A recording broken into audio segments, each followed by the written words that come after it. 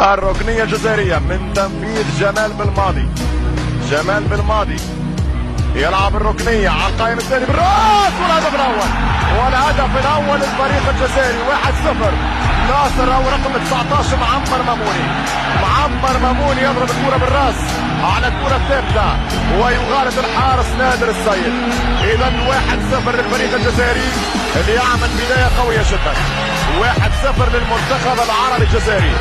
هدف من رقم 19 المدافع معمر ماموني. الركنية ضد الكاميرون كانت من تنفيذ بالماضي ومدافع اخر زافور جاب الهدف. اليوم تقريبا نفس السيناريو، التوزيع من بالماضي وهدف من معمر ماموني. اذا ماموني يفتح باب التسجيل الخط يدخل فريق الجزائري في النصف. الوقت ما تمش ياخذها طارق السيد. طارق السيد يلعب كرة طويلة لبلال خطيرة جدا. بلال والتعادل المصري. والتعادل المصري من احمد بلال. احمد بلال يعدلها. قلت الهدف الجزائري في البدايه سيعطينا الفرصه والامكانيه لنشاهد مباراه قويه وكبيره. اذا التعادل من المنتخب المصري كانت كره عرضيه ممتازه جدا على القائم الثاني. يهرب احمد بلال ويتعادل لمنتخب مصر. مباراة كبيرة، مباراة مثيرة ممكن تشوفوها 3-3 4-3 3-2 من غير تحديد اسماء لمن سيفوز.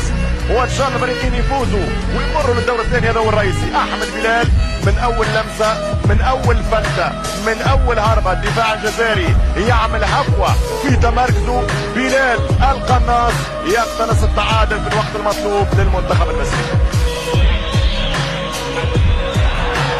ممكن من الفرق اللي اقنعت في هذه البطوله في الايام الاولى مع المنتخب المغربي خاصه. والهجوم معاكس الان خطيره، لانه 2 ضد 2، الان 2 ضد 2. يمشي حسين عيشو، حسين عيشو يدخل، حسين عيشو خطيره جدا، خطيره جدا.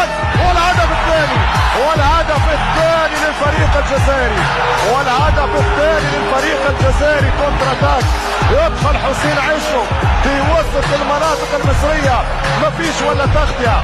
والهدف الثاني من حسين عيشو. 2-1 للفريق الجزائري.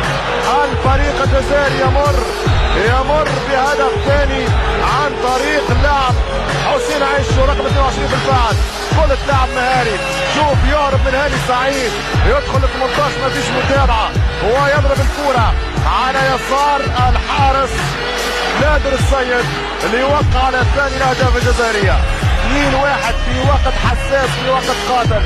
الفريق المصري كان قريب من تسجيل هدفه الثاني، لكن بالمرتده نسى الدفاع وممكن لم يقتنع بالنقطه. جازم المدرب محسن صالح والفريق الجزائري في وقت قاتل جدا يجيب هدفه الثاني. اذا تتغير المباراه الان.